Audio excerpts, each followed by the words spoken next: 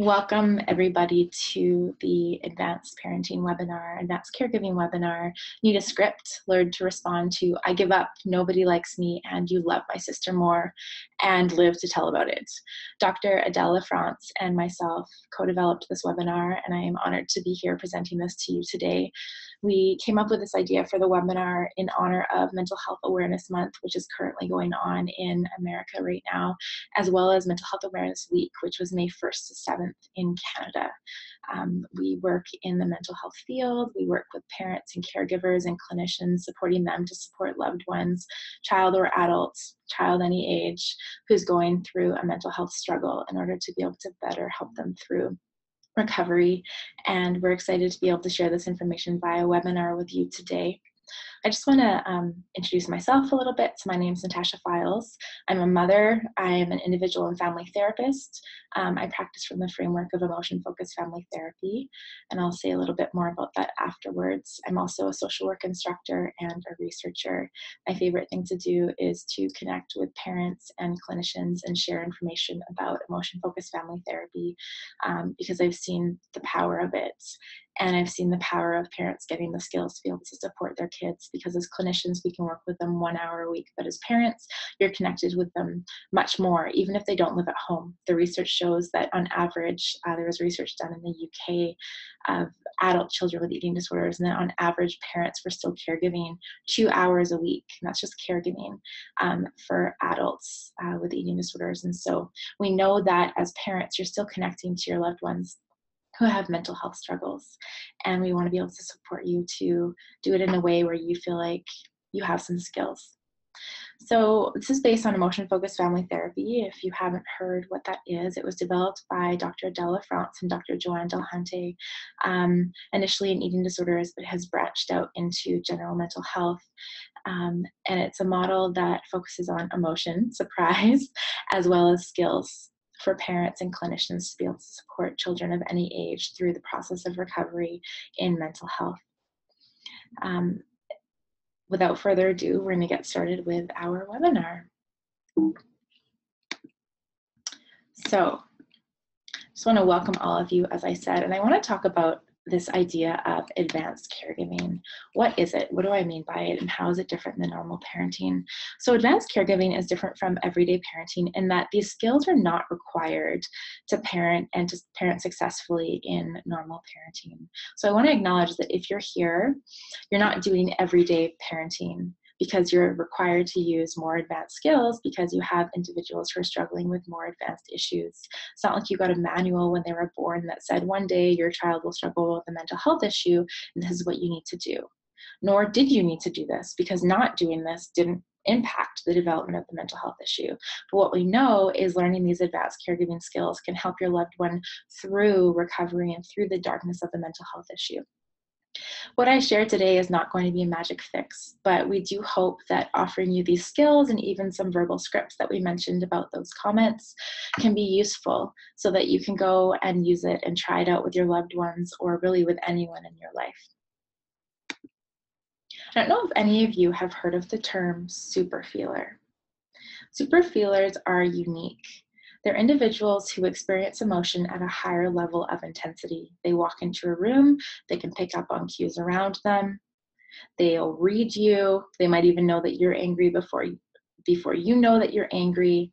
And why this is important to note is because if we put ourselves in super feelers' shoes, sometimes they experience in the world in a way that we don't quite understand, especially if we ourselves are not a super feeler.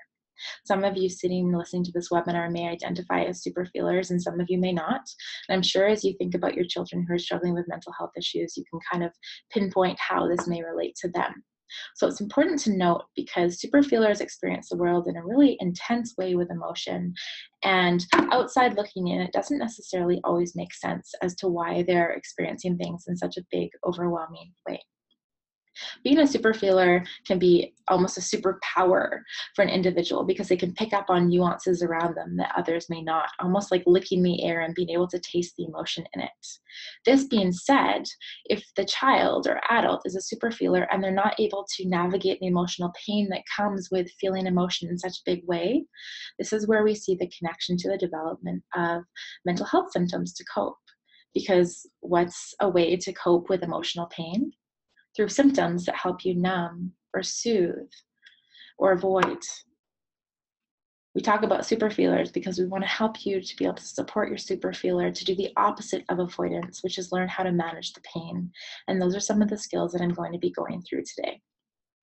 We have a resource page on super feelers on our website at mentalhealthfoundations.ca, and I encourage you to check it out as well as to share it with your loved one. It can be really empowering for individuals to learn what you're learning, and I always encourage parents to share what they're learning with their child who they're supporting, so it doesn't feel like you're doing it to them, but it's a collaborative process where you're able to be informed and help them in a new way, and also have them have a little more insight into the process. So I'm going to show you a quick little video. It's validation wisdom from Modern Family, and I think it's just a good little way to ease into what we're going to be doing today.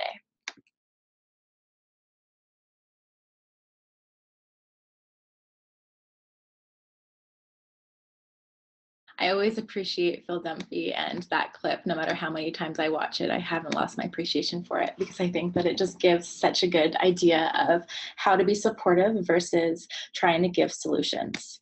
And the irony of the situation is that as we offer support in a way where we're not trying to fix it, we are actually helping find solutions, just in a way that's making a path for the other to be able to figure out what they need.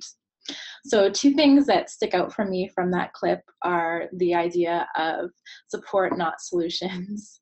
Um, and and when Phil was saying there's a simpler way to do this, and his wife was saying there is no simple way. Let's just I just need you to make dinner. There is no simple way to do this. And I think it just points out to the fact that sometimes we can see this path clear as day, and we're trying to show it to our loved one, like just do this. I wonder if any of you have ever had this experience before. I know that I certainly have, where you kind of see what maybe you think the other person could or should be doing to get better or to help their lives in the current moment.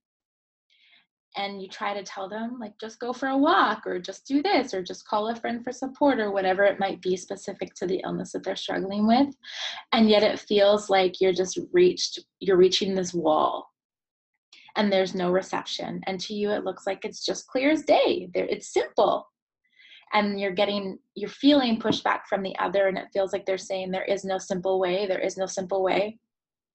That's a clue that another way of dealing with it is needed, which is where validation comes in. And that is going to be the highlight of what we're talking about today in this webinar.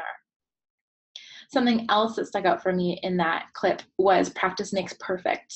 So as we go through, or as I go through the information about validation today, I just want to encourage you that as we initially talk about it, you may think to yourself, I don't know if I could ever say it that fluidly or speak like that.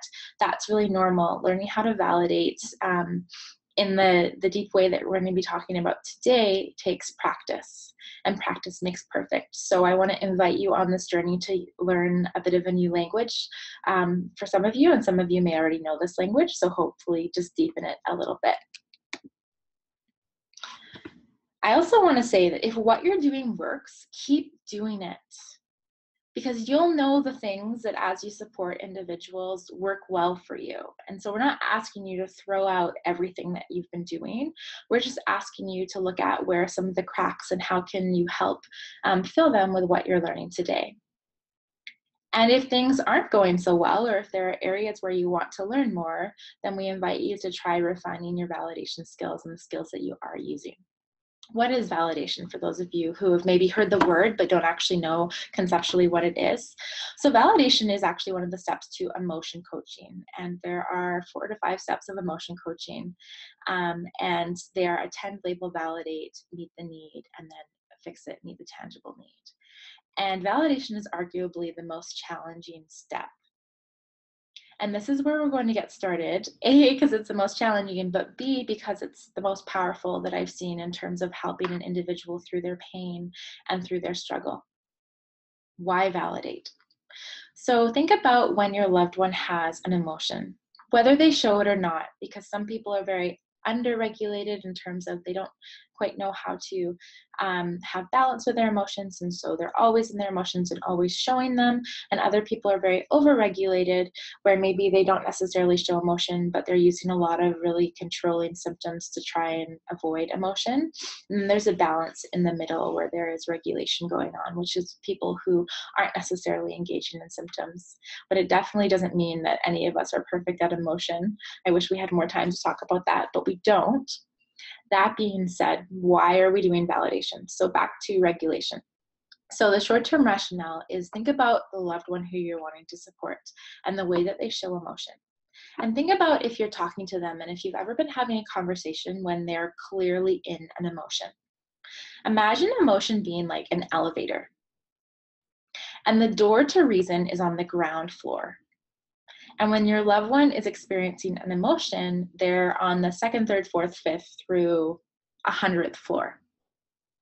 So you're trying to talk to them and they're on the 12th floor, but you're wanting to reason with them and show them reality. Well, the only way to get them back down in a present way, in the moment, in the conversation, is through validating them. This will soothe their brain.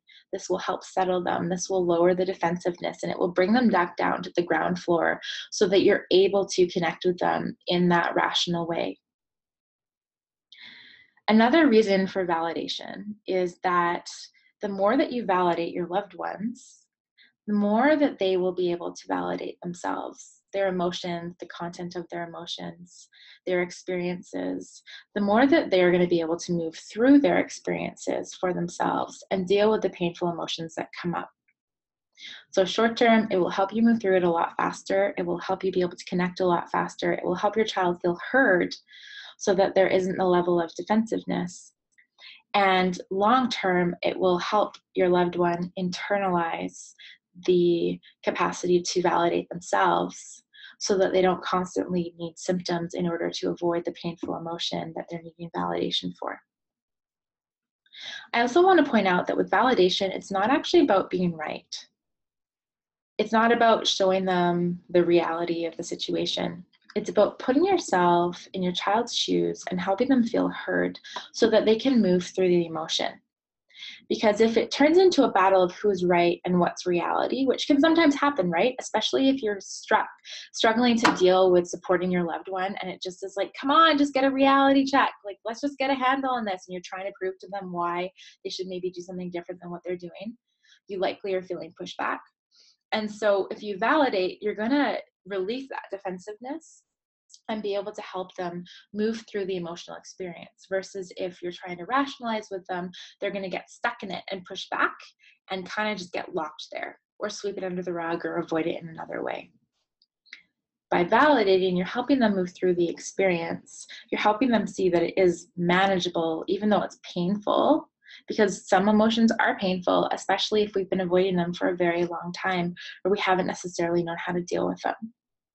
Now, remember when I added on, I talked about superfeeler a few slides ago, so I want to add that into the mix. Now imagine validating a superfeeler. This is why it's important to acknowledge what a superfeeler is, an individual who experiences emotion at a higher level of intensity. Because as you're validating a superfeeler, it might really not make sense to you. It might be like, why is this such a big deal to them? But in their experience, it's a huge deal and it's very distressing. And so we need to be able to truly put ourselves in our loved one's shoes to try and sort out, feel through what's going on for them and be able to reflect it to them. Now, the beauty is that you don't have to be right all of the time. Who is right all of the time? But that's just as therapeutic, trying to figure out what's going on in terms of putting yourself in their shoes and reflecting what you're witnessing, because it's helping them be in the process a little bit longer. Quite often, if individuals are struggling with avoidant coping, which we know if there's a mental health diagnosis that there's some kind of emotion avoidance going on, then the last thing that they want to do is sit in emotional pain. But let's be honest, do any of us really want to sit in emotional pain? No. And we absolutely live in a culture where we avoid. So through validating, you're actually keeping your loved one in that emotional pain for a little bit longer. And the reason why this is so powerful is that they're going to learn that they actually can tolerate it and it's not going to kill them or it's not going to ruin their life for being in it a few extra seconds as they listen to you validate and connect and speak the emotion that you're seeing going on.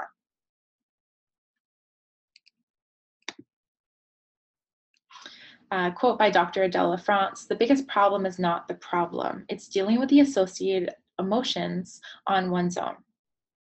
So this is important to note. It doesn't matter necessarily. Of course, we want to acknowledge what has happened in the past, what problems have gone on or what problems are currently going on.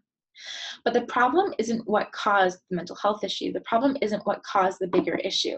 Because two people can have the same distressing, traumatic experience, and one of them can walk away okay, and one of them can walk away and be significantly impacted by it in terms of disability, emotionally, mentally. The reason why there's such a big difference is depending on how those individuals dealt with their emotions and if they shared and if the environment was able to give them the support that they were asking for, and what all the nuances were in that.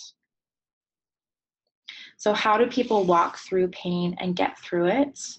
They learn to share emotion. They learn to self-validate emotion, but this only comes through receiving validation from another. We're asking you to put yourself in your loved one's shoes and convey understanding of how they would have experienced the event. So again, we're not trying to give them a reality check of what actually happened in the event or how maybe they should have seen it or what other people thought about it. But initially, you want to be able to connect with them about how they experienced the event so that they're less on the defensive, so that they can hear you, so that you're inviting them to connect to their emotional experience and be in their body. Something else is that think of your central nervous system. Our nervous systems are impacted whenever we feel emotion. Have you ever had anxiety in the moment? Like maybe you sent a text and were waiting for a reply back and you're just like, oh no, should I said that? Should I not have said that? And you notice your body is physiologically activated. Now imagine living with emotion avoidance and unprocessed emotion consistently. Your nervous system will become overwhelmed. We want to be able to bring the body back to baseline because it's not helpful for physical or mental health for the nervous system to be consistently overwhelmed from the avoidance of emotion, meaning emotions that come up and then they're shoved away rather than being processed and seen through to completion. The way to help emotions be seen through to completion is to validate, name them, meet the need, which is why we're focusing on validating and helping to name the emotions today. When validating, you can validate content, you can validate emotions, or you can validate both. So whatever is staring at you in the face, first of all, I would start there and then deepen it with whatever you need to deepen it with. And you'll see what I mean by this as we go through the different examples. The key is going from but to because, and I'll talk a little bit more about that. Conveying why the feeling makes sense in their shoes. So rather than trying to convince them out of the feeling, which trust me, I get it. The last thing we want to see is our loved ones in pain. How often do I hear the words, don't cry, it's going to be okay. It's not because we're mean, bad people that we say that to others, but we're inviting them to get out of the emotion rather than going through the emotion. And so given that we're supporting individuals who have mental health issues and they need some support to be able to manage the emotion, we want to help them do the opposite of avoidance. And the way you can do this is through validation. Going from but to because and showing them, if I put myself in your shoes, this makes sense why you would be feeling this way. This makes sense. I hope that that's something that you can really feel the impact of as we go through this and you learn more about the validation that I'm speaking about. So this makes sense. Okay, from your shoes, I could see why you would be so upset. From my shoes, I don't see it, but we don't say that part, but from their shoes. Because again, it's opening up the space for them to be able to feel what's going on, and it's helping them do the opposite of avoidance, which will help them be able to regulate their emotions and navigate painful emotions and develop self-efficacy with emotion. Self-efficacy is one of my favorite words. It means the individual has the capacity to manage and regulate their emotions, but they also believe in their capacity to regulate their own emotions. And why this is so important is because if we don't have self-efficacy with emotion, whenever we're overcome by emotional pain, then it's just like a wave that takes us away. We don't know that we can swim through it, or we can surf it, or we can handle it. How do we develop self-efficacy? Having support of those around us is going to be a key way, especially if there's support of a loving other, a caregiver, whoever the primary attachment person is, but really anyone. It can be a partner, it can be a parent, because having that support to be able to navigate the painful emotion is going to give us an opportunity to do it differently, especially if we're stuck in a rut of always avoiding, right? Have you ever spoken to somebody who's struggling with a mental health issue and they're like, I don't have time from point A to B. Something happens, I get triggered, I engage, and I don't even have a second to think about it. This is one of the biggest things that I worked with. I used to work in a residential treatment center, and we'd work on slowing the process down for individuals who are struggling. So slowing down the process from point A, from the evocative event, to point B, engaging, so that they can manage the emotion in between. By validating, you're helping slow down point A to point B for your loved one so that they can learn how to manage the emotion in between and have a little bit more time to do something different and neurologically have their brain go somewhere different than right away to avoidance through symptoms. So moving from but to because. I get how you would have felt that way, but, right? This is a normal thing that we say, and it's okay. It's just that we're doing advanced caregiving here, and so we want to do something a little bit different to help our loved ones get somewhere different than where they are. So I get how you would have felt that way, but it's transformed into, I get how you would have felt that way because. And showing them why you understand why they would have felt that way. So remember, it won't always make sense. It may not always make sense to you, but it's not about reflecting how you see it. It's about reflecting how they may have experienced it. I get how you would have felt that way because. Never in the history of calming down has anyone calmed down by being told to calm down. I put this in here because it's funny, but also sometimes, like, have you ever been in a situation with someone and you just want to tell them, like, just calm down, and then actually it escalates them? And so we're doing the opposite of telling them to calm down. But the irony of what we're doing through validation is it will actually help them calm down faster than being told to calm down. Because validation helps soothe and regulate the brain and the body and the nervous system. And so essentially what you're doing by validating is kind of telling them to calm down, except you're not doing it blatantly by saying calm down, which, as we know, is not helpful in the moment when things are escalating. But through validating, you're actually helping them calm down. You're bringing that elevator down to the ground floor and they can access reason, which isn't that what the goal is when we're supporting someone who's really escalated, is to help them to be able to have their feet on the ground and have like a present conversation. Validating will help do this by bringing that elevator down without having to tell them to calm down so that it doesn't end up being a bigger kerfuffle. So what validation isn't? It's not telling them to calm down, but there are two forms of invalidation that I want to go through because I think the reality is they happen to all of us. I know they definitely happen to me in my parenting, depending on what kind of day I'm having. And sometimes we just do them out of, well, you'll see as we go through them. So I want to give you the example, what it's not. So imagine your loved one comes to you and says, this is hard. Now, there are two types of invalidation. The first one is negative invalidation. And negative invalidation is the kind of response that you give when you have a cold, you're tired, you're hangry, and we're just on your last legs. So this is not your best day response. As your loved one comes to you and says, this is hard, you might say something like, it's not hard, you're just not applying yourself enough. Or it's not hard, just try harder. This is not validation. But sometimes we say these things, and that's okay. But just know that this is not what we're going for in terms of helping them through.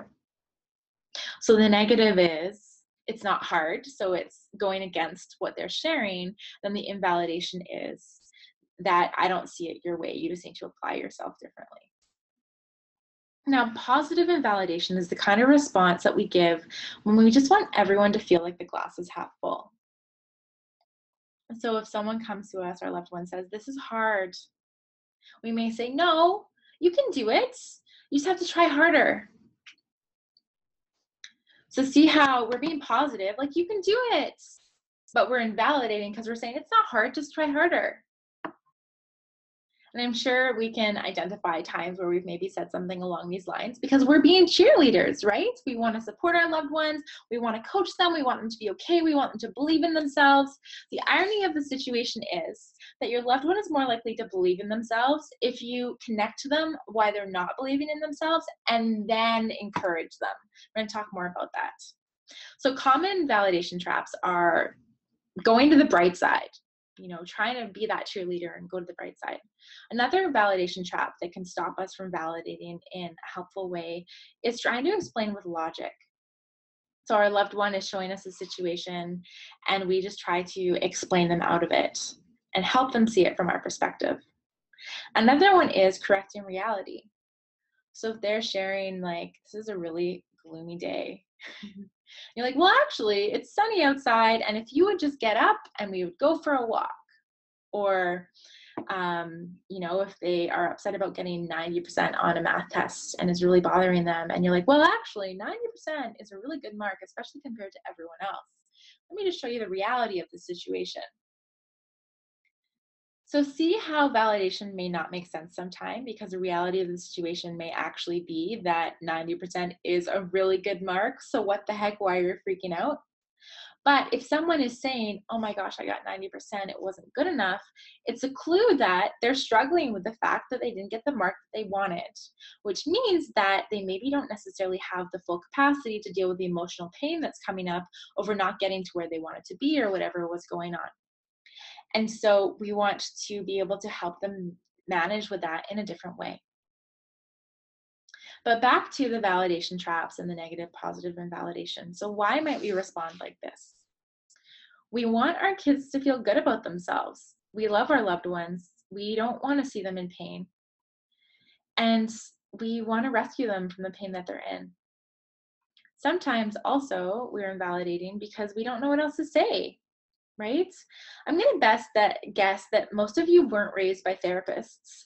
And even if you were, trust me, I'm a therapist. My daughter's dad is a therapist. And I can tell you that we have been caught invalidating many times. Even the top one, the negative invalidation, like, "No, it's not hard. You just need to try harder." Because we all have days. We're all human. We're not perfect.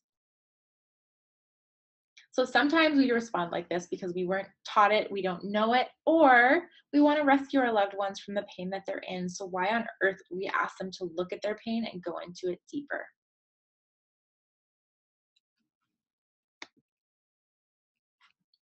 We ask them to go into their pain and look at it deeper because when our loved ones can't look on the bright side, when we're trying to get them to look on the bright side and it's just clear that they're not going there, that they're not able to see it in that way, then we need to show them that we can sit with them in the dark. If we can show them that we can sit with them in the dark, that we can understand where they're coming from, won't be so lonely in there. They'll feel like they can open up, but also it will help them to see that they themselves can sit in the dark and find a way out.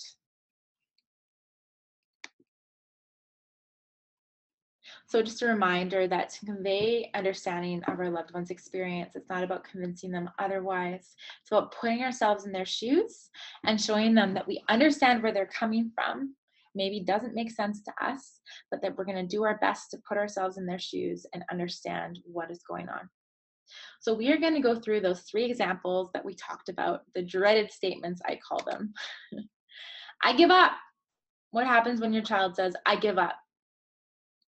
What about when they say, "Nobody likes me"? Oh my gosh, hey? Or the dreaded, "You love my sister more," or "my brother more," or someone else more. Now, if you haven't experienced any of these, I'm so happy for you, but I'm sure that you all have your own variations of dreaded statements. And as you reflect back on how you answered, maybe you're feeling good about your answer and you feel like how you responded went really well. And if that's the case, then great, stick with it. If there's a part of you that's like, I don't know how I'd answer that, or I would do the whole negative invalidation thing, then stick with me and let's go through this and see if there are some opportunities to reply differently.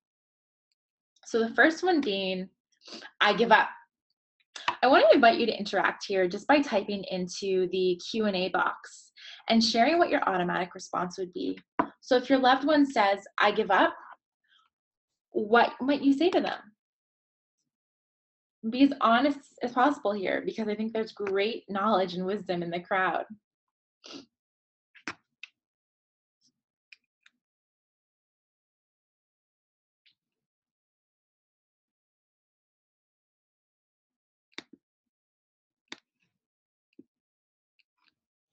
Okay, so you can do it.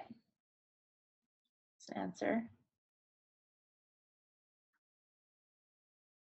I'm here for you. Don't give up. Keep going. Any other thoughts on what you might say if your loved one says to you, I give up? Why? Yeah, you might ask them, why? Why do you give up? What's going on?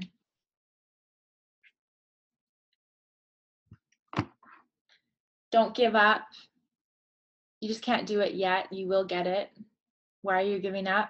Don't say that. Exactly, right? Don't say that. Don't give up. It's going to be okay. Okay. So we are going to go through this and let's try and validate the emotions of I give up.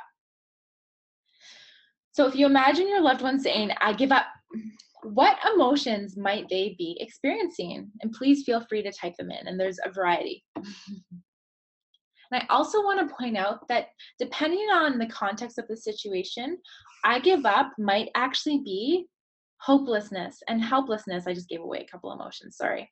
But we might be talking about like extreme give up, like suicidal, I give up, I can't do this anymore. Or you may be talking about a homework assignment. So depending on where your kid is at, you can use this validation for either. Now, obviously, if they're suicidal, you want to make sure that you have the appropriate supports to make sure that they're checked and that they're going to be okay. But at the same time, it doesn't mean that you can't go into supporting them in a different way where they feel understood. So defeat, they might feel defeat. They might feel hopeless, helpless, sad, angry, frustrated, overwhelmed, ashamed, afraid. There are a lot of really good answers here, and they could all be those. Out of solutions, right? Like that could be the content of the situation. They're just feeling like there's nowhere else to go.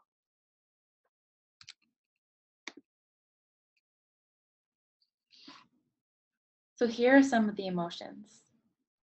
And I want to give you an opportunity to think about how you might validate that. So think about your loved one and the context that they would say this in. I give up. I'm done. I give up.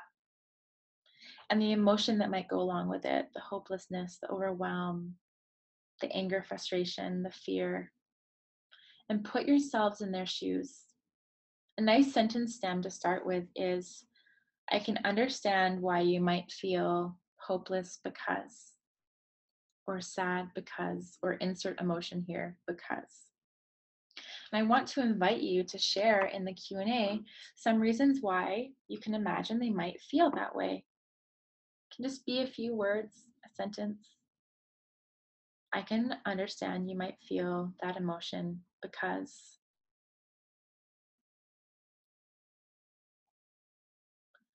you've been trying so hard and it feels like nothing's changing. Exactly. Any other ideas?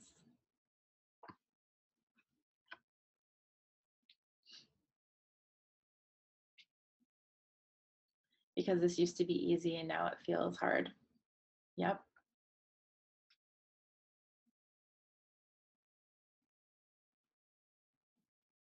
because it feels like no one gets it,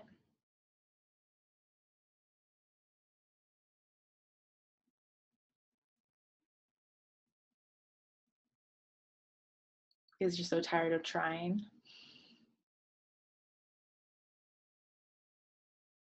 because it seems like nothing works. That's a tough one, hey? And maybe you're looking around yourself going like, "Oh my gosh, I also am looking around and feeling like nothing's helping or working."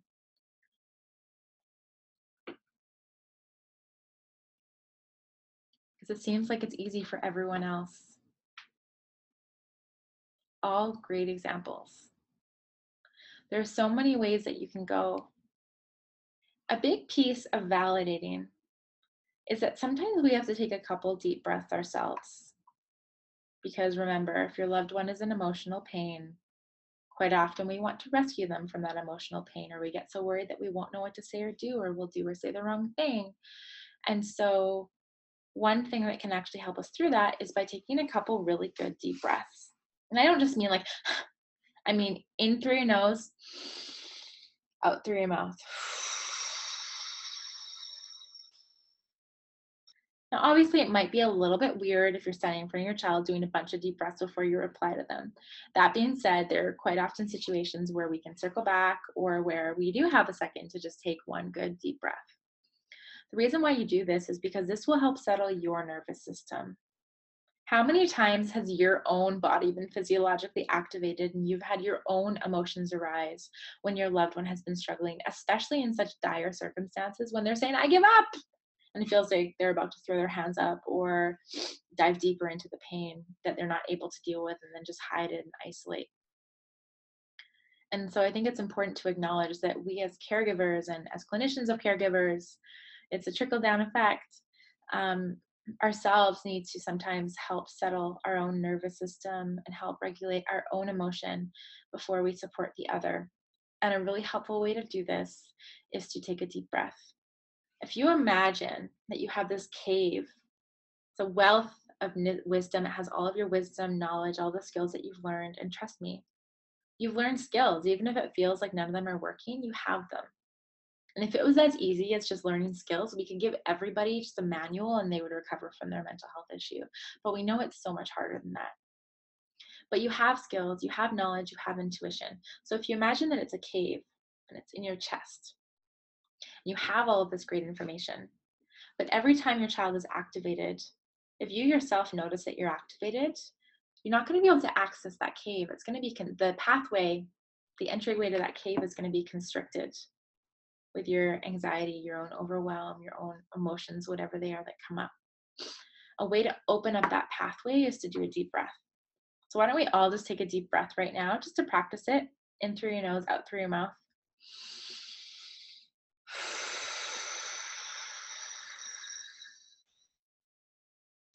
I like to blow out till there's like no more air and I feel like I'm almost choking or gonna pass out.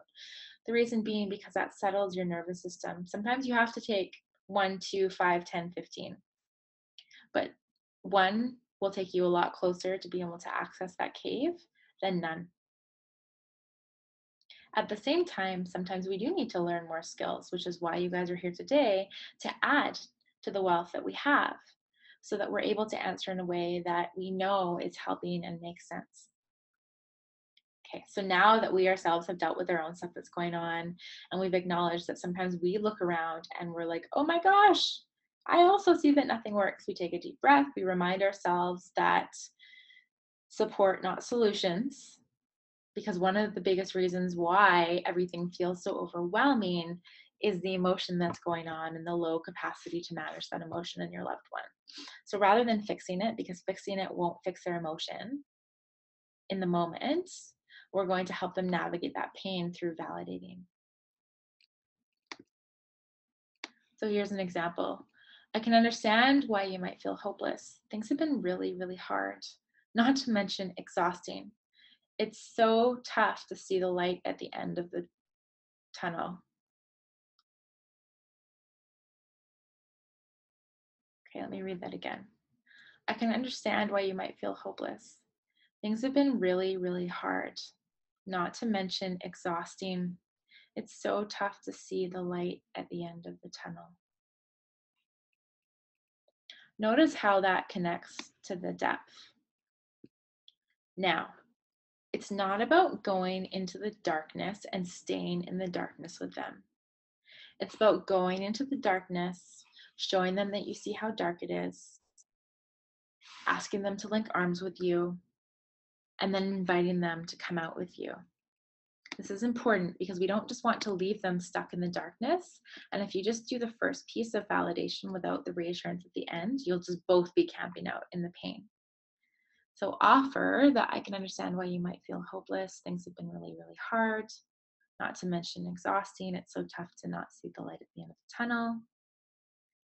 You've gone into the darkness. Now walk them into the light. Walk them to the bright side.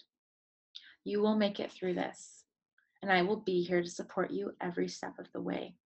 No matter what comes, we will figure it out. You aren't alone, and I love you. It's so important to connect to our loved ones in that time, and when there is that deep sense of hopelessness, to show them that they aren't alone. Even if all that we can come up with in that moment is, I'm here with you, I'm not going anywhere, we will figure it out. You might in your mind be thinking, I don't know how to figure this out. But you likely know someone who can help you figure it out. Even if it's, in that intense moment, calling a crisis line or connecting with the clinician or taking a few deep breaths and connecting to what you've learned before. You will find a way for the next step. There is always a next step, even if it feels like there isn't. The important step for your loved one, though, is learning how to better manage the pain so that they can get through the pain. And one of the ways to do this is to go into it, reflect it to them, and then when you're offering them reassurance, joining with them and showing them that I will be here with you to help you get out. You don't have to have the answer right then and there about how exactly you're going to get out. Because again, the irony of the situation is that they're going to get out by increasing their self-efficacy with emotion. And you increase self-efficacy with emotion through validation and learning how to tolerate it, which is exactly what we're talking about right here.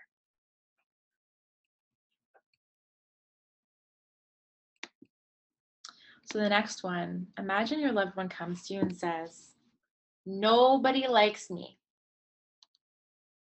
Okay, what is your automatic response?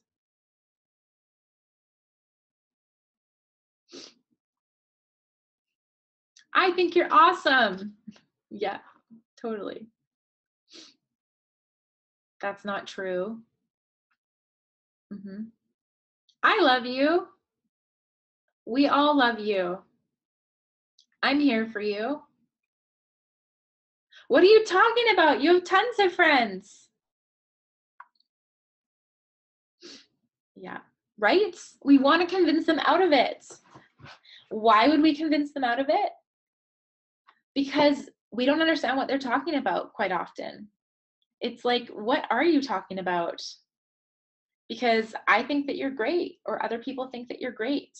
And so I don't really see where you're coming from, but I love you. I love you so much, and I want to be here to support you. And so I'm going to convince you that so many people like you, or that I love you, so that you're going to be okay.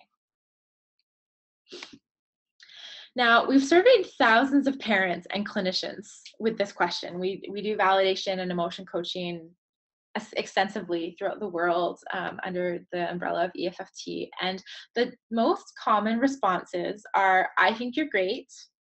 Why do you think that? Or they're just jealous. Feel normal? Maybe not all of them do, but maybe one or two of them. So these are common things that are said. They're not bad, but they're also not validation. But they could be on the other side of things, but just not going into the darkness. It's the opposite, right? We want to help them go into the darkness, not avoid it. And so as much as we want to rescue them and say, I think you're great, you're great. My goodness, of course we do, because we love them. We don't want to see them in pain. We don't want to feel our own pain of seeing them in pain. You just take a deep breath and identify what emotion is going on for them so that they can learn how to navigate the pain instead of always feeling like they have to jump out of it and getting us to support them in jumping out of it. So let's start out by validating the emotions. If someone says, nobody likes me, what might the emotions be?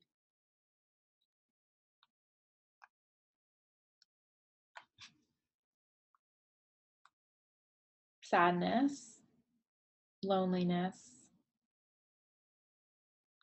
anger,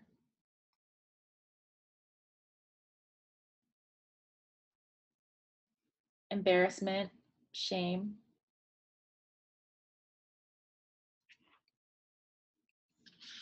Yeah. So sadness, anger, shame. They may be feeling content-wise isolated. They might be feeling socially awkward, certain emotions, but that's great content. And remember, we can validate content as well. We can validate emotion or content. We're just practicing validating emotion in this webinar because I find that emotion is the one that we often avoid, are more likely to avoid than validating the content, because the content sometimes feels more concrete. But absolutely, you can validate the content. And you'll see in the example script that I give that you can validate both. So we talked about the emotions. 3 top emotions that could go with this would be sadness, anger, and shame. So why don't we start out with the sadness? I can understand why you would feel sad because someone's saying to you, nobody likes me. How would you validate this? Put yourself in their shoes. What might you say? I can understand why you would feel sad because.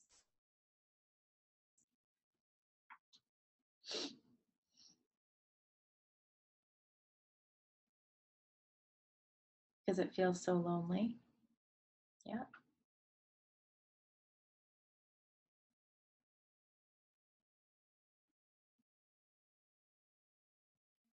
Because it's hard to feel like no one's in your corner. Why else might they feel sad?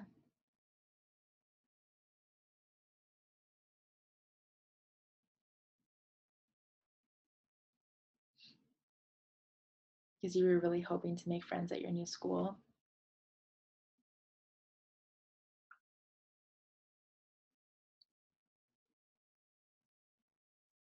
Because it's hard not to have anyone to connect with. Absolutely. What about angry? Someone says to you, nobody likes me. How would you validate the anger? I can understand why you would feel angry because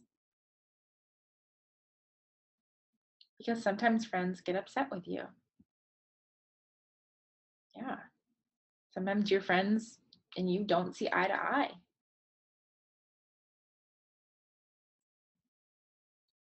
Because you've invested so much in that friendship and it feels like they're just not able to give you what you need.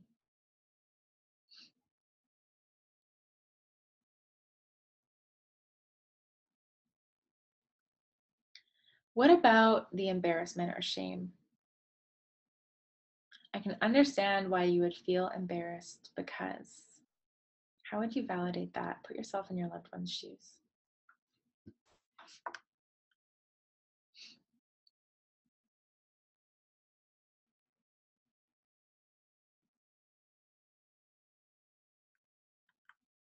Because it's not easy sitting alone at lunch. Absolutely. Especially if the person's in school aged.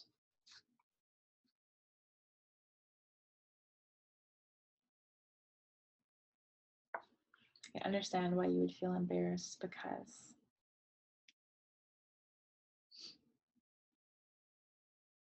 You feel really left out. Mm-hmm.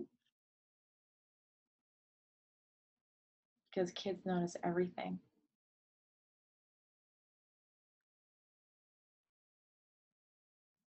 Because you feel like the outcast.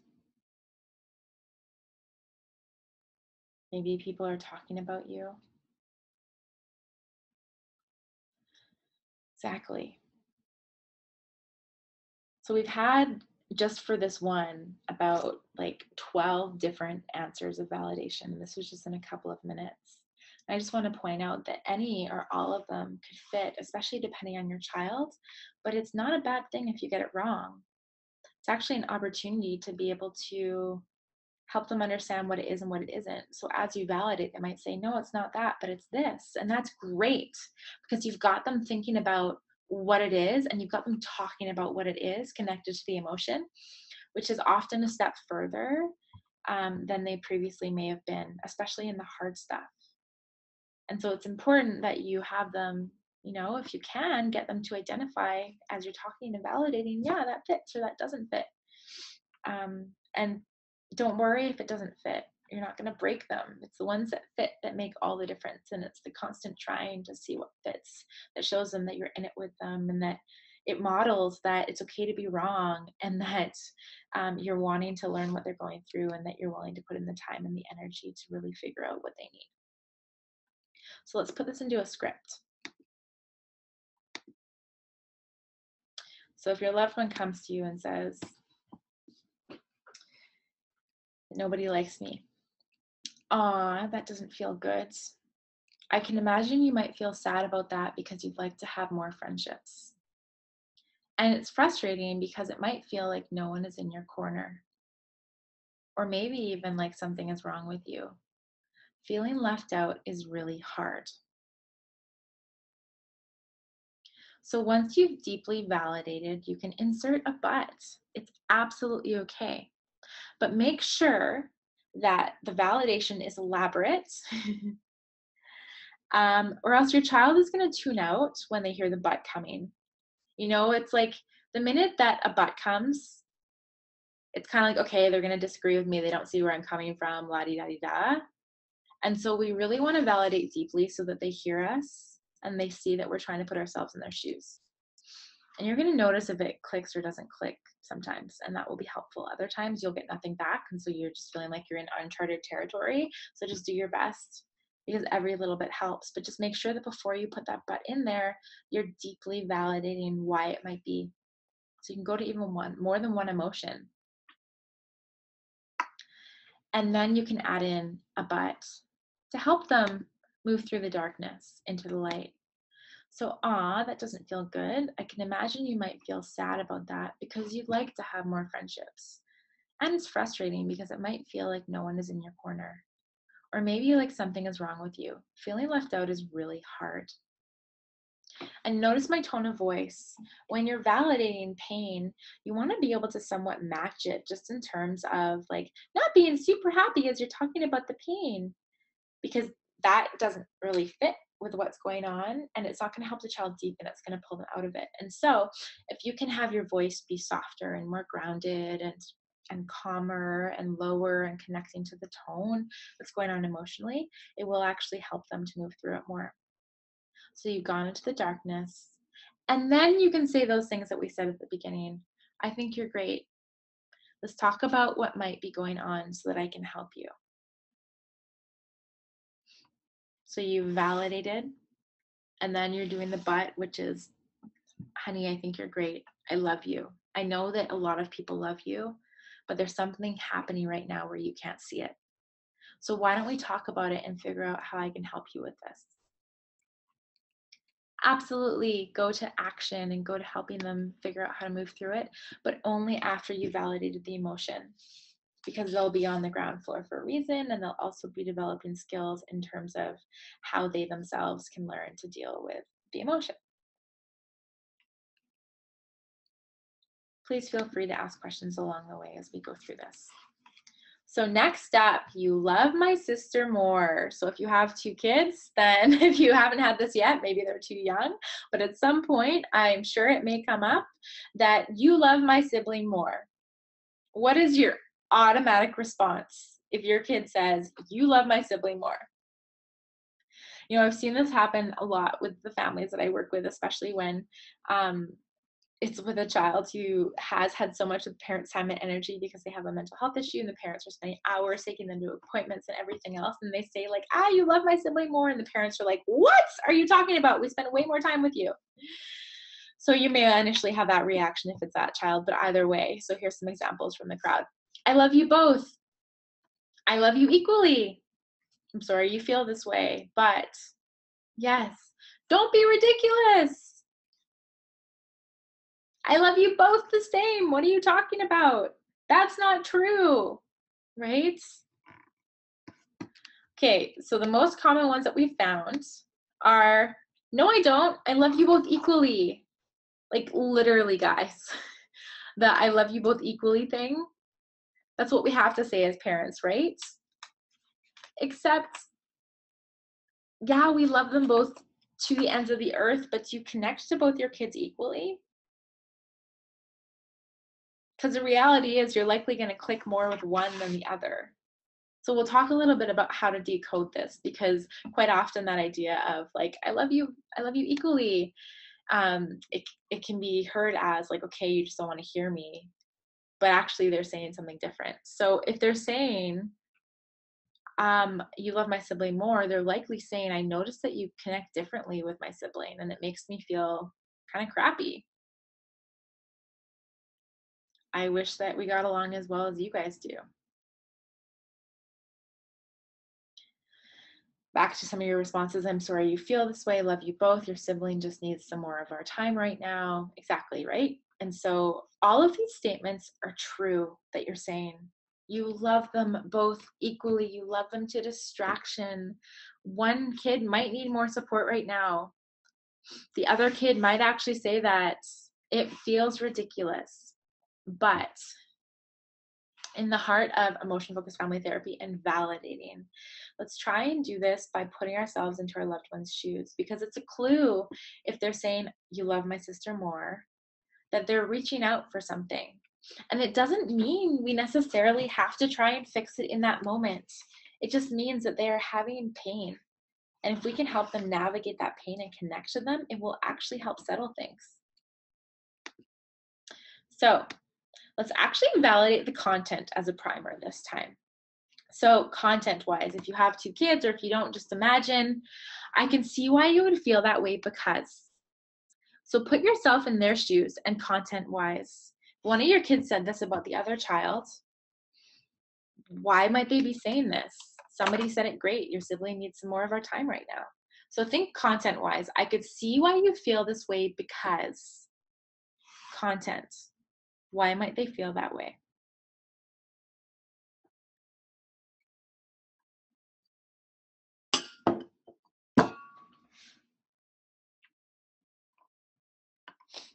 Because your sister and I get along better.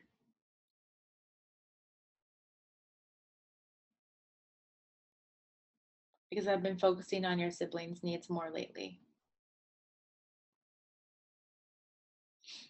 Because you and I have been arguing a lot lately, and there's an ease that I have with your brother. You guys are skilled validators, seriously.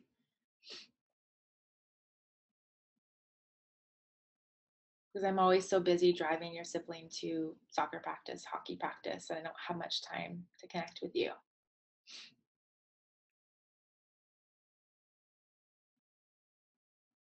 Absolutely. So because. And you can also validate the emotions, right?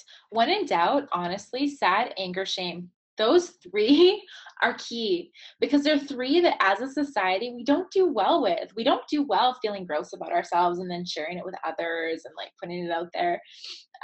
We don't do well feeling sadness and then sharing it with others to offer us comfort and compassion.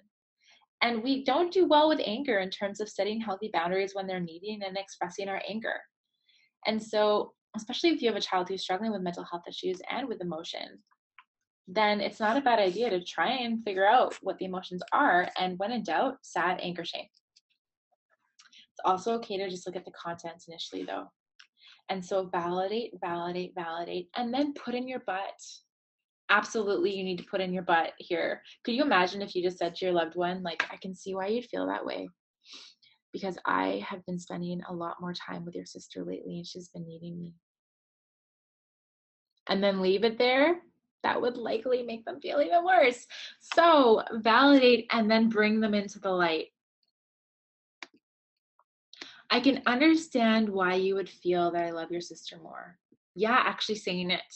It's okay to say it. Saying it will not make them believe it more.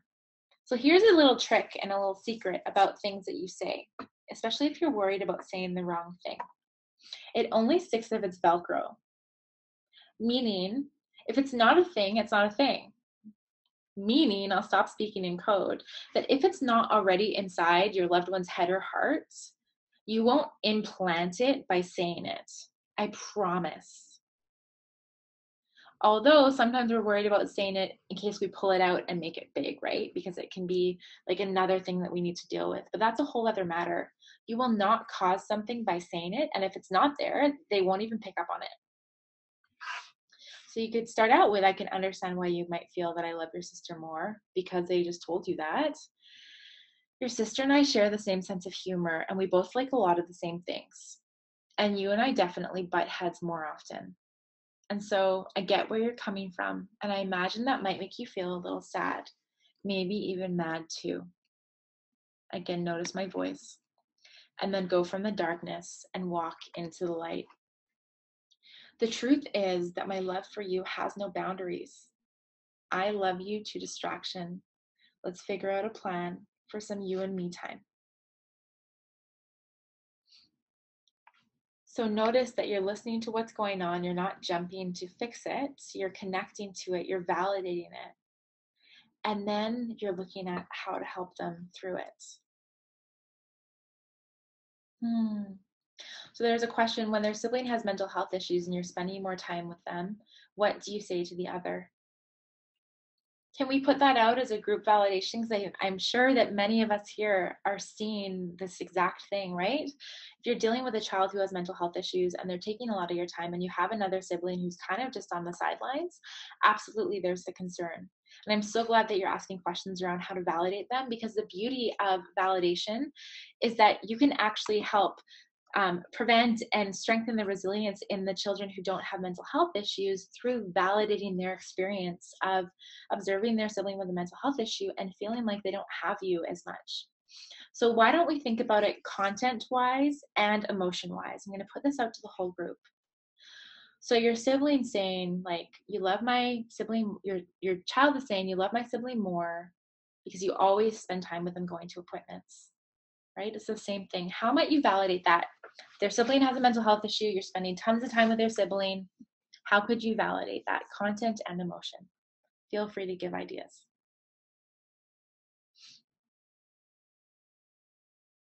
Yeah, it might be frustrating. Just looking at the emotions to start off. Exactly.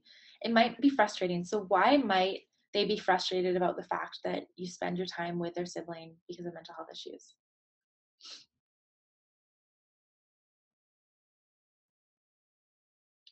Because you used to have so much more time together.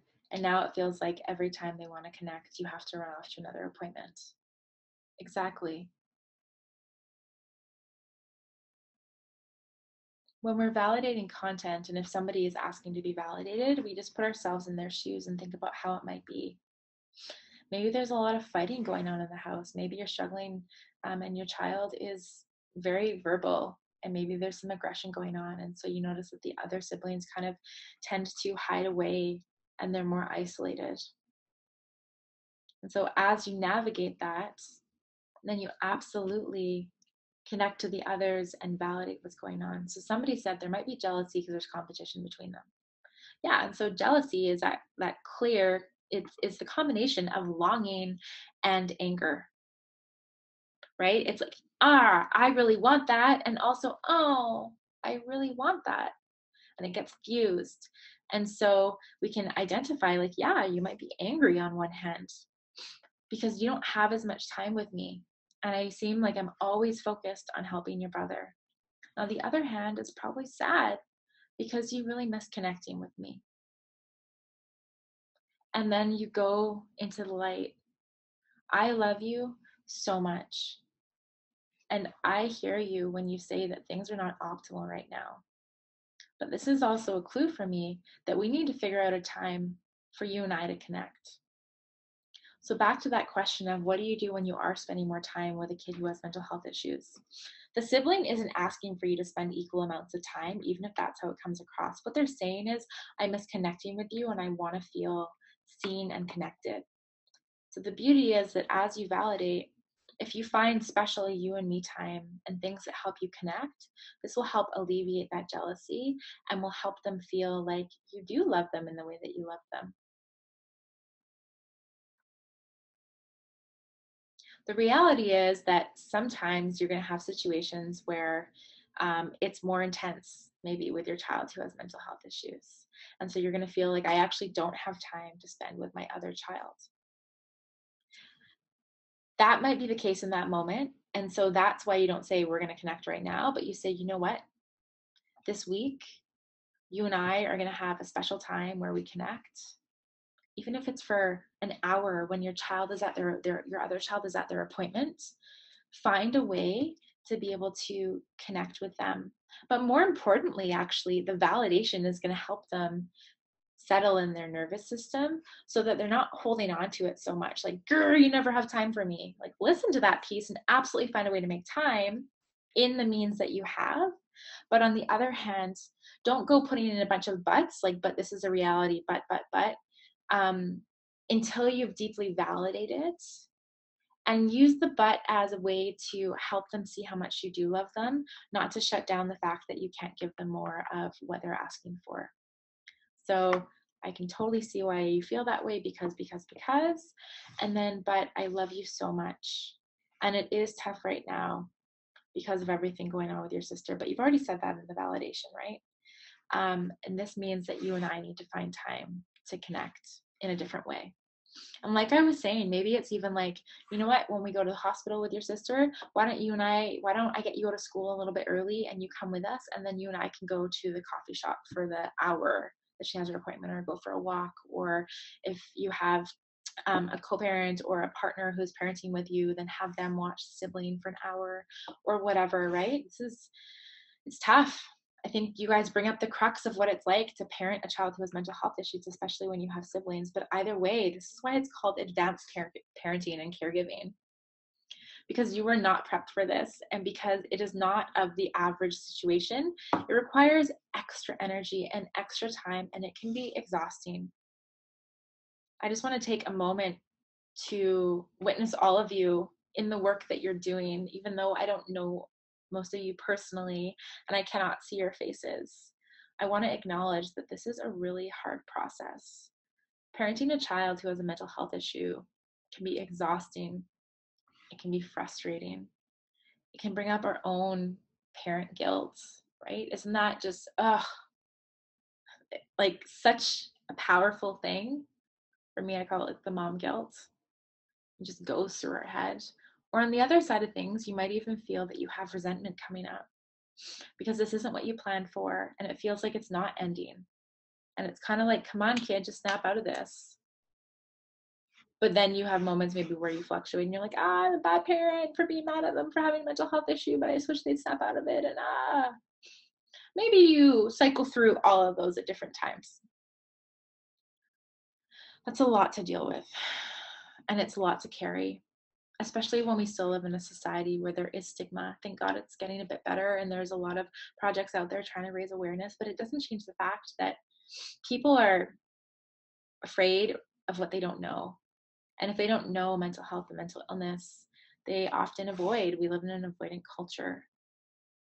So again, I just want to honor all of you, especially this month as we're acknowledging mental health awareness in America and in Canada, that you're amazing.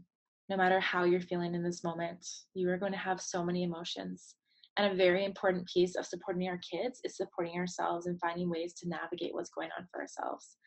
And to be able to pat ourselves on the back, even on those crazy days. You know, those days where you have a cold, you didn't get any sleep, you're at the end of your rope, nothing's going right, and you're not responding in ways that you want to.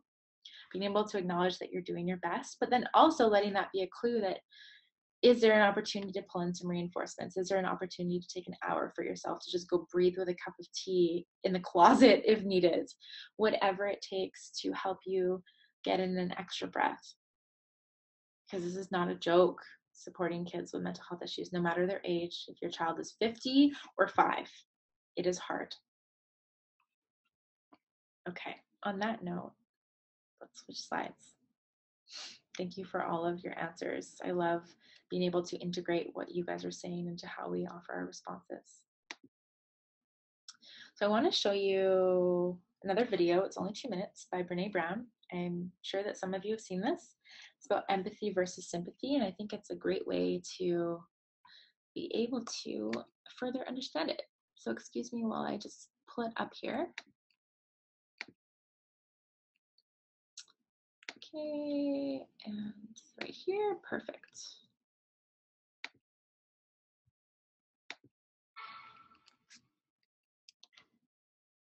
So what is empathy, and why is it very different than sympathy?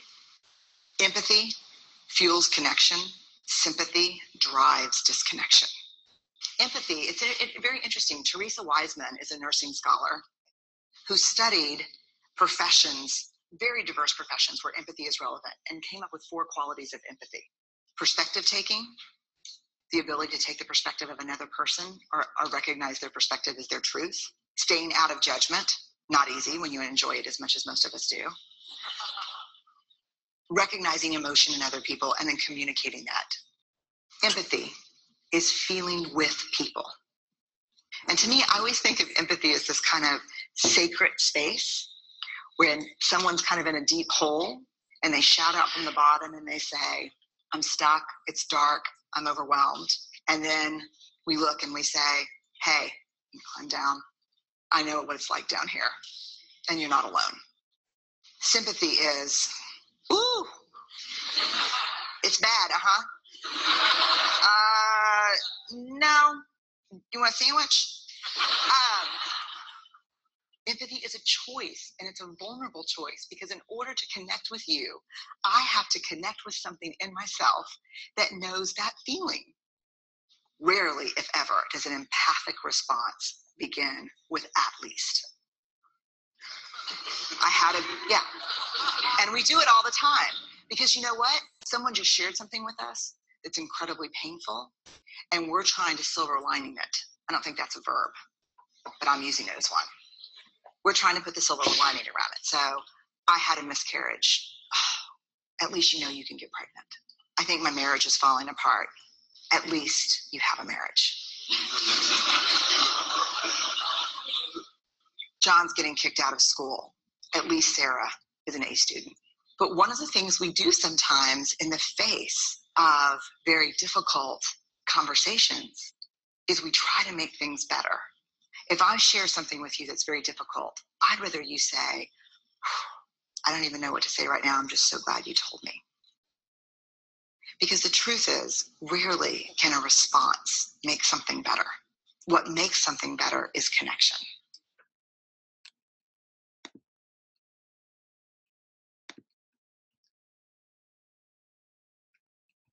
Okay. That last part is my favorite.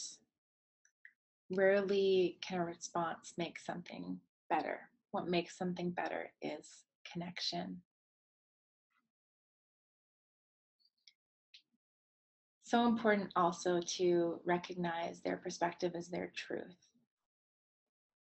As they share what's going on, remember, this is where the validation comes in, that this is what they're currently experiencing. So trying to reality check them out of it will not get you anywhere fast or anywhere.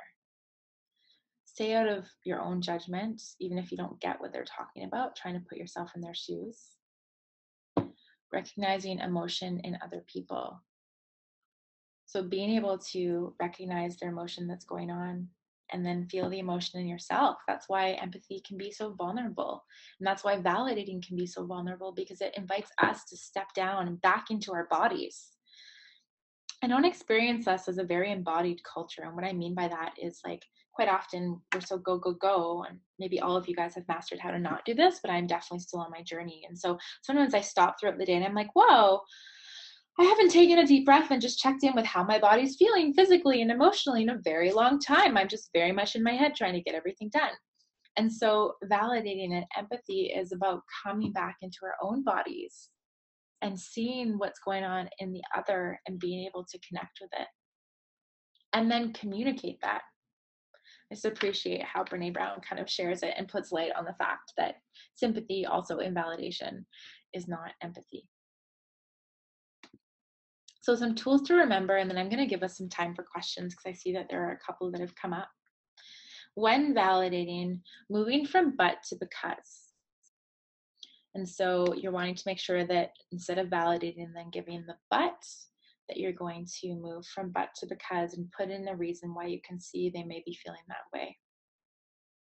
You can validate the feeling, It's helpful to validate the feeling.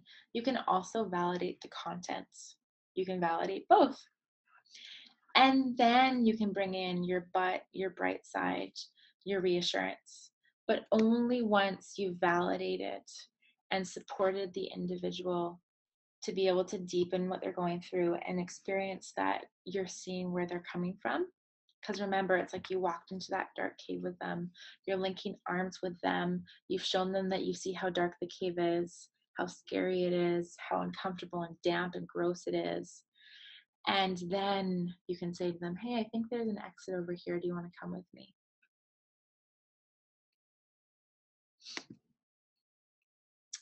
So I'm going to email out a validation exercise that we use in our 3-week webinars for mental health foundations. And you absolutely do not have to try it. But if you're feeling brave enough, I encourage you to try it. It will give you an opportunity to circle back and be able to kind of have a redo with a loved one. Circling back is a big part of EFFT. You know, the tagline that they use is it's not what happens, it's what happens next. And so even if something happened in a way that didn't go how you wish it had, rather than just being like, oh, I wish that didn't go well, I'll do it next time, you can always circle back and say, hey, when this went sideways, this is what I wish I had said and what I meant, and I'm so sorry. And so we have this little worksheet that helps you review what it might be like to just circle back and validate someone in a situation that didn't go how you wanted it to go and to have a redo. So I will email that out to you at the end of this webinar so that you have an opportunity to practice if you would like to. So thank you very much for participating in this webinar. It has been my absolute honor to spend this Sunday long weekend with you, and I mean it. I love the interest and the questions and the learning and the knowledge that you yourselves share. And I'm going to take some time now to answer some questions. So first question was, for the nobody likes me scenario, what if you help them come into the light, but they have no idea how to start to resolve it? I don't know, I didn't do anything wrong, and they're just really low. So if they're still really low, it's a clue that there's more validation that can happen. If you're trying to bring them into the light and it feels like you're dragging them into the light, especially if you have a child who is struggling with depression or is really low, right? It's almost like you're like, oh, just get over here, which is kind of the opposite of validation, but also you want to help them. And so with the validation piece, if they're struggling to come into the light, it means that you need to go into the dark a little bit more and show them that you see where they're coming from. Because remember that cave of wisdom that I told you guys about, that we as parents have, all of our knowledge, all of our insight, but also our intuition, and that we can take that deep breath and connect to it. Well, imagine your kids, no matter the age, also have, okay, not no matter their age, like over the age of 5. Under the age of 5, it really is a quick like validation, absolutely, and then redirect and help them move on. But if your child is in the age where they're having kind of some conversations and reflection with you, then have them connect to that intuition of their own. And the way that you do that is through validation. That's going to open up their own cave of insight. And that being said, they themselves may actually not have an answer to the question, and you might not have an answer to the question. So if it's really like nobody likes me, maybe you do need to go and talk to the teacher and see what's going on at school. Maybe your child is kind of socially awkward. And so one way to support them is to help them like learn how to have conversations. Or maybe your child is really shy, or maybe your child is aggressive, or maybe your child seems totally cool and you don't know what's going on. So validate, validate, validate, connect to the pain, help them move through it. And then if it gets to the point and you really are truly putting your hands up around like, I don't know what to do, then I would say, like, on one hand, help them choose one step beyond where they currently are. Maybe get them to think about someone in their class who they don't know that well, who they'd like to get to know better, and have them like invite them over for a play date. Or if truly it feels like things are deteriorating, maybe you do talk to the teacher and you let them know like, okay, you don't need to figure out what to happen right now. I'm going to talk to your teacher, and then you and I are going to reconnect and we're going to go from there. But a key thing is you don't want to try and fix it while it still feels like they're trying to prove to you how bad it is. Because if they're trying to prove to you how bad it is, then it's a clue that they're still feeling kind of unheard, or that they don't quite see that you see it in the same way. And so more validation. And then sometimes it's just that, you know what, honey, I'm going to help you figure this out, and we're going to put our heads together. Why don't we go for a walk and get some fresh air and then come back and talk about this? The next question was, I think you mentioned near the beginning that there are 5 steps and validation is one of them. Can I outline the others briefly? I absolutely can. And also, if you go to the Mental Health Foundation's website, which is at the beginning of these slides, and I'll make sure it's in the email, there's a handout there for emotion coaching, but the steps are attend to the emotion, label the emotion, which you guys did here, label it, validate it, meet the emotional need, and at the same time, attend to the physical or tangible need, or fix it. And so if you are interested in learning more information about this, not all making this like a promo, but we do offer webinars that are 3 weeks in length, and we do have subsidies if finances are an issue so that anyone can attend at the need. And they focus on the steps of emotion coaching and behavior coaching in a much deeper way. Oh, I'm glad this question came up. So how do you address bullying if your child comes to you about this and they're being bullied? So we always say don't fix it except when there's bullying going on. And so there's different levels of bullying, as we know, and different steps to take. But what we say is that bullying is not something that you just validate and then send them on their way. One thing that I do with bullying is absolutely validate, like the pain, the anger, the embarrassment, the shame. Validate, validate, validate, because your child has a lot of emotions going on, and thank God they're telling you that they're getting bullied. It means that they trust you. They may not necessarily love the ideas you have to deal with it, but it doesn't mean that you just avoid it. So first of all, I connect with the child and I find out, or as the parent, find out what's happening bullying wise. Is it verbal? Is it physical? But initially I find out, because if it's just teasing, not just, but can you help your child think of some things to say in response? So instead of just ignoring it, can you help them learn how to stand up tall and respond to it? Like, that's not okay when you say that to me, or whatever else. Because if you look at the dynamics around bullying, it's very much like power over and a victim. And if your child is the victim continually, then we want to make sure that we can empower them to have strength. And one way of doing this is helping them to practice like their strength stance and being able to have words to say. Now try that. If that doesn't work, then I always escalate one step. So if that doesn't work, then you might want to actually connect with the classroom and find out what's going on with the teacher, and then have it dealt with in that way, or connect to the principal, or connect to the parent of the other child, or you yourself go up to the school and deal with the situation. And if needed, involve the RCMP. Bullying is the one thing where we say that you never just leave it and validate. You validate, but you also always go into fixing it, because if a child is consistently bullied, they're going to internalize into their identity that they're a victim and that they're not strong, and anything that kind of is going on. If they really are just under that experience of like, well, I can't change this, I guess I just have to deal with being a victim. And so whatever you have to do, escalating one step at a time, initially helping your child with responses and ways to stand up for themselves so that they feel prepared, but then escalating as needed. I hope that helps. I know it was a really quick answer.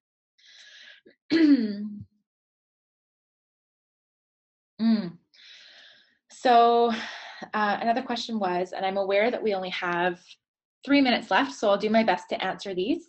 And then please know that this recording is available. If you would like to access it, it will be on our website in the next week, hopefully. Somebody said, I've been trying this for some time, and my child always tells me, my teen, stop it, I'm not their therapist. They seem to hate me because I say because. What do you suggest? I love this. I know that when I first started working with parents, the parents would all be like, you're not Natasha, that's a Natasha-ism, you're saying what she's saying. And so the beauty is that I would just validate that.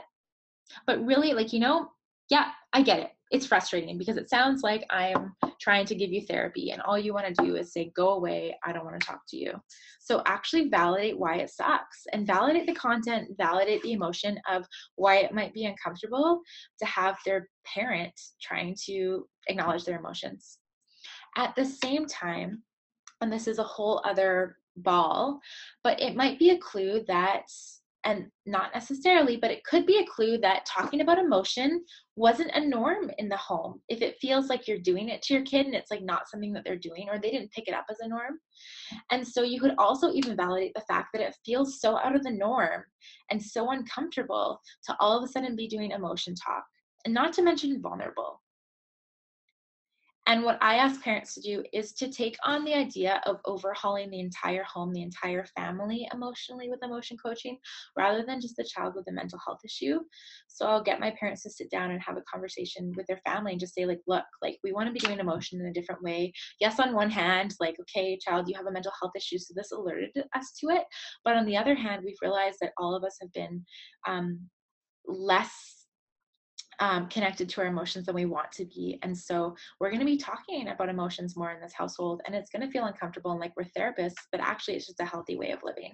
So I would validate, but then also validate why it feels so awkward, and then try to make it more of like a norm. Also, I would consider, like, what is your tone of voice when you're doing it?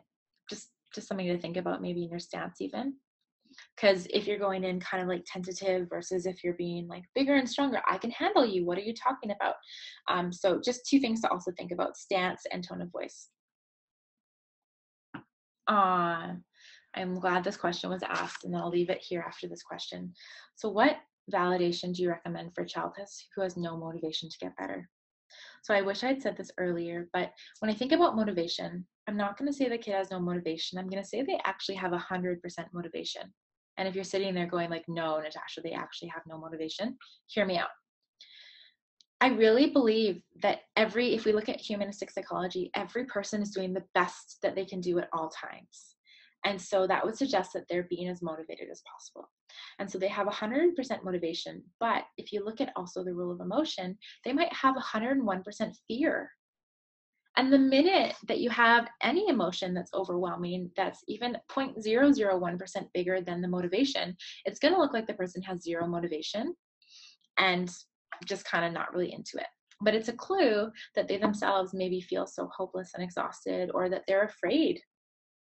Because if this changes, then maybe I won't know what to do, or this is all I've known, or this is the only way I know how to cope or manage. And so with that, I always validate what it must feel like to hear everyone around you telling you that you need to be getting better, and yet feel like no matter what you do, it just feels like you just can't get up and do it, and you wish that they would all go away. And if they're so overwhelmed and so anxious, so anxiety is like an emotional state, and anxiety is an anticipation of what could happen. It means that they're overwhelmed, and it means that they have really low self-efficacy with emotion, really like any other emotions, because they just can't handle it. And the need for anxiety is exposure to the things that they're avoiding. And guys, also acknowledging that this is big questions for a really short time, and so I encourage you to also look into it further after. But knowing that emotion, anxiety, validate why it is so scary and why they are avoiding it. You don't blame them, because, and then offer them some encouragement, maybe like a micro step beyond where they currently are. So this isn't about magically changing it overnight. And the beauty is that anxiety will go down with the more self-efficacy that individuals have with emotion. And so the more emotion coaching that you're doing in terms of the validating piece, and if you want to learn more about emotion coaching, come to our website. The more validating that you're doing, the more their self-efficacy will go up. Likely the more their emotion will go down. But until it does, you validate, and then you help them go one step beyond where they currently are. And it just develops small and slow but consistent self-efficacy. And it takes time and it's hard. So I feel you guys. So I hope that those really quick answers, I thank you for bearing with me, were somewhat helpful. I encourage you to check out the resources on our website for more information. I will send out that test homework exercise right after this. And I want to thank all of you for joining me on this weekend. And I truly hope that you have a great rest of your day. And I wish you all the best as you continue onwards on this parenting journey.